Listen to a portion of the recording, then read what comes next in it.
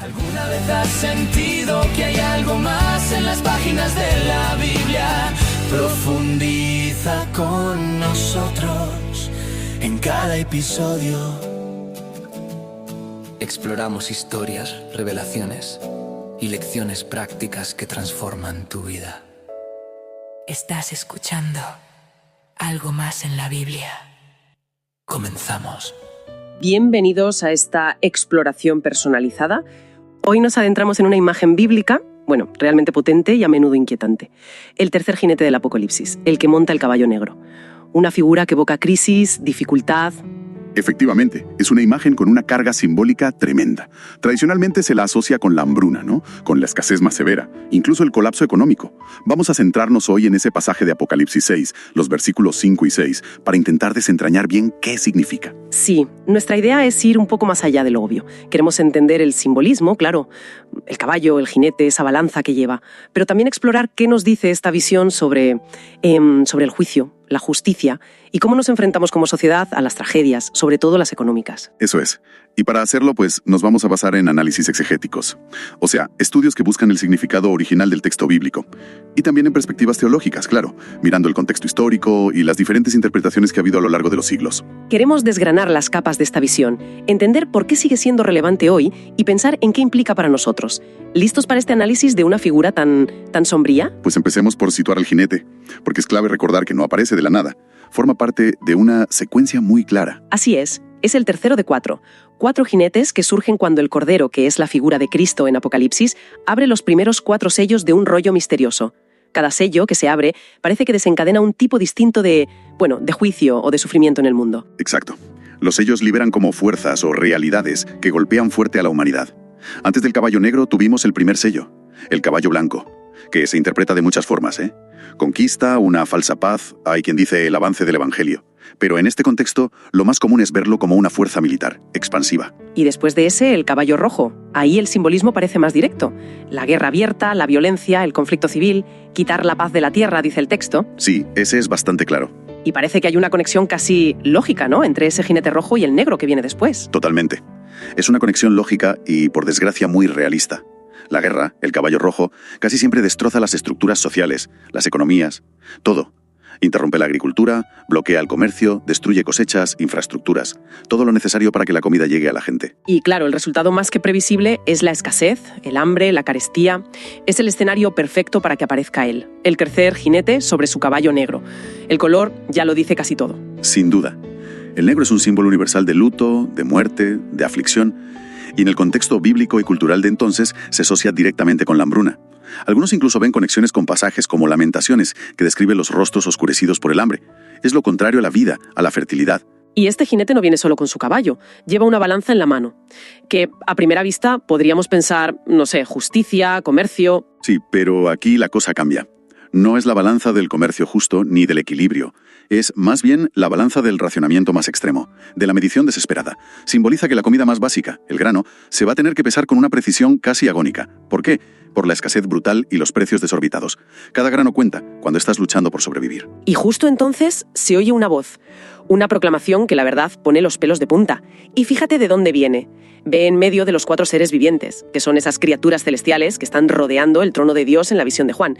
Eso le da una autoridad tremenda. Sugiere que lo que se anuncia viene, o al menos es permitido, desde lo alto. Ese es un punto clave. La cercanía al trono subraya que no es un simple desastre, o una consecuencia humana sin más. Se inscribe en un marco de juicio o de decreto divino. Aunque las causas inmediatas, como la guerra, puedan ser humanas, claro. Y lo que dice esa voz es demoledor. 2 libras de trigo por 1 denario, y 6 libras de cebada por 1 denario. Vamos a desglosar esto, porque el impacto es, enorme. El denario es la clave aquí. Lo sabemos por fuentes de la época, incluso por el Nuevo Testamento, como en la parábola esa de Mateo de los trabajadores de la viña. Un denario era el salario estándar, lo que ganaba un obrero normal por un día entero de trabajo en el siglo I. Entonces, el sueldo de todo un día de trabajo apenas daba para comprar ¿qué? Pues mira, una medida de trigo, esas 2 libras, que era como un kénice, el cereal, el preferido, pero eso apenas alcanzaba para que comiera una persona un día, una. O la otra opción, 3 veces esa cantidad, pero de cebada. Y la cebada era el grano inferior, más barato, a menudo para animales o para los más pobres en tiempos de crisis. Esas 6 libras quizás podrían alimentar a una familia muy pequeña, pero con comida de mucha peor calidad. El panorama es terrible. Una inflación brutal, o una hambruna extrema. El padre de familia trabaja de sol a sol y con lo que gana apenas puede comprarse su propia comida. O una ración muy pobre para los suyos. Y ya no queda nada. Cero margen para el alquiler, la ropa, medicinas, leña, nada más. Describe una lucha diaria, agónica, solo por sobrevivir. Es una descripción crudísima, sí. Directa. Una catástrofe económica y social en toda regla. Y aunque esto está en el Apocalipsis, que es un libro muy simbólico, esta situación lamentablemente no es ajena a la experiencia humana. La historia está llena de hambrunas así, devastadoras, muchas veces ligadas a guerras o a desastres climáticos. Ha sido una constante trágica. Tiene sentido pensar que los primeros que leyeron esto, que vivían en el Imperio Romano, pues encontrarían ecos de cosas que habían vivido o conocido.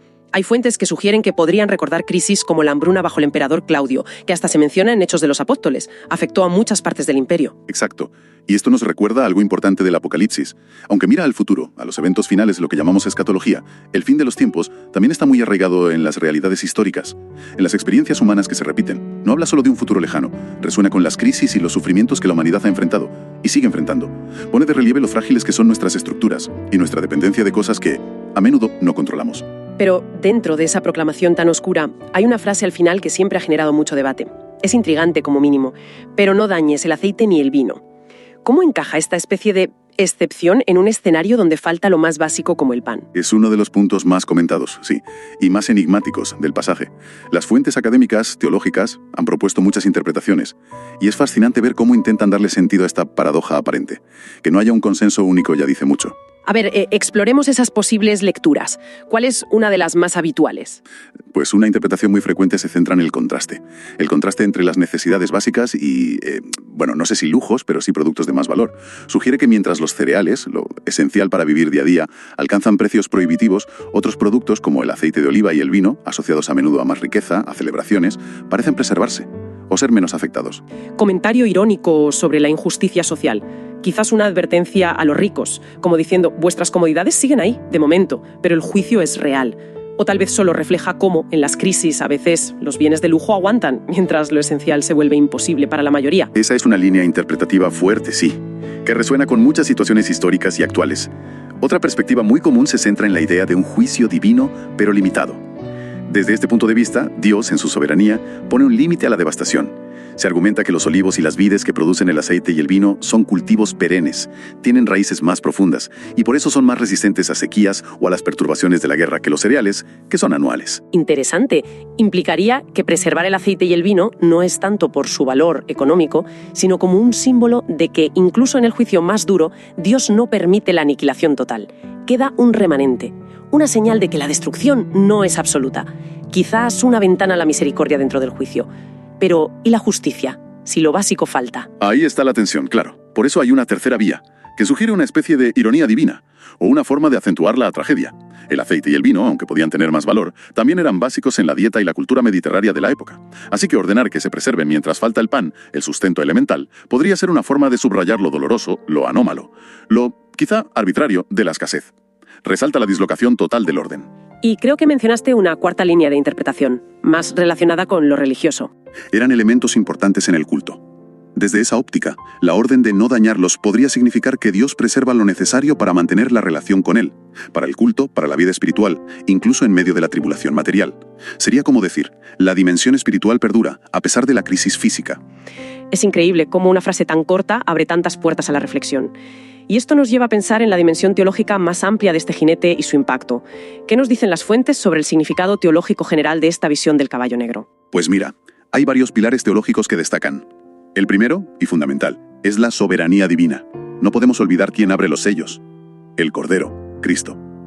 Esto sitúa todos estos eventos, incluida la hambruna del caballo negro, no como accidentes cósmicos o caos humano sin control. Son eventos que ocurren bajo el permiso y el control último de Dios sobre la historia. Entonces, se presenta la hambruna como una consecuencia permitida por Dios, quizás como juicio. ¿Por qué? A menudo se interpreta así, sí. Como una manifestación de las consecuencias del pecado humano en el mundo. Es una forma de juicio divino, pero que actúa también como un llamado muy severo al arrepentimiento. Las propias escrituras hacen esta conexión. Por ejemplo, en Ezequiel, Dios habla de la espada, el hambre, las fieras y la peste como sus 4 juicios terribles sobre una tierra pecadora. Y conecta también con lo que dice Pablo en Romanos 8, ¿no? Que toda la creación gime, sufre, por el desorden que introdujo el pecado. La escasez, la tragedia económica, serían reflejos de esa ruptura. Y por supuesto está la perspectiva que mira al futuro, la dimensión escatológica que mencionabas antes. Sí, para muchos intérpretes, estos jinetes, y el caballo negro en particular, son una descripción profética de las calamidades que irán en aumento y marcarán los tiempos finales, el periodo de tribulación antes del retorno de Cristo y el establecimiento de su reino. Serían como señales intensificadas de que el mundo se acerca a su clímax. Pero, como hemos visto, también hay lecturas que no se quedan solo en un momento histórico concreto, pasado o futuro. Ven en el jinete un símbolo más, perenne, ¿no? Exactamente. Hay una interpretación, a veces llamada idealista o simbólica, que ve al jinete del caballo negro como una representación de realidades constantes de la condición humana caída. La amenaza recurrente de la escasez, las injusticias económicas que crean sufrimiento crónico, la fragilidad de la vida humana y de nuestros sistemas. El mensaje, desde esta óptica, es atemporal. Estas tragedias pasan, forman parte de la experiencia humana y Dios no es indiferente. Las inscribe en su plan mayor. Considerando todas estas capas de significado, ¿qué aplicaciones prácticas o qué relevancia podemos sacar hoy de esta imagen tan potente? Del caballo negro, la balanza, la escasez. Varias y muy significativas, creo yo. En primer lugar, es un recordatorio muy contundente de nuestra dependencia de Dios. Nos enfrenta a lo frágil que es la seguridad que ponemos en la economía o en las posesiones. Nos recuerda que nuestra provisión última no viene de los mercados, sino de Dios. Es como un eco de pedir en el Padre Nuestro: danos hoy nuestro pan de cada día. Reconocer de quién dependemos de verdad. Una llamada a la humildad, a la confianza radical, y al mismo tiempo parece que resuena muy fuerte una llamada a la justicia social, ¿verdad? Sin duda alguna. La imagen de un mundo donde el salario de un día apenas compra la comida básica es una denuncia implícita, pero muy poderosa, de la desigualdad, de la injusticia económica. Nos interpela directamente sobre nuestra sensibilidad ante las crisis que golpean más duro a los más vulnerables. Debería movernos a la compasión activa, a trabajar por sistemas más justos. Y volviendo a esa frase enigmática sobre el aceite y el vino, más allá de la interpretación que prefiramos, ¿podría tener también una aplicación para nosotros en nuestra conducta? Sí, muchas lecturas sacan de ahí una llamada a la mayordomía responsable, a administrar bien lo que tenemos.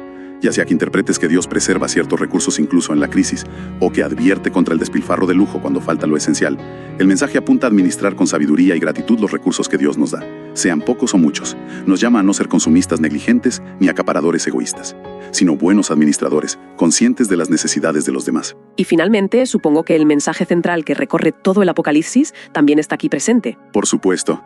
En medio de la descripción de estos juicios, de estas calamidades, por muy terribles que sean, el mensaje de fondo es la urgencia espiritual, la necesidad imperiosa de tener una relación correcta con Dios a través de Jesucristo, que es presentado a la vez como el Cordero que quita el pecado y como el juez soberano que controla la historia. Esa relación con Él es la única seguridad verdadera y eterna, capaz de ir más allá de cualquier crisis terrenal por muy devastadora que sea. Es mucho material para darle vueltas. Hemos desgranado la figura del caballo negro, símbolo complejo de hambruna, crisis, juicio divino. Hemos visto la crudeza de esa inflación que describe la voz celestial, que convierte el pan en un lujo casi inalcanzable.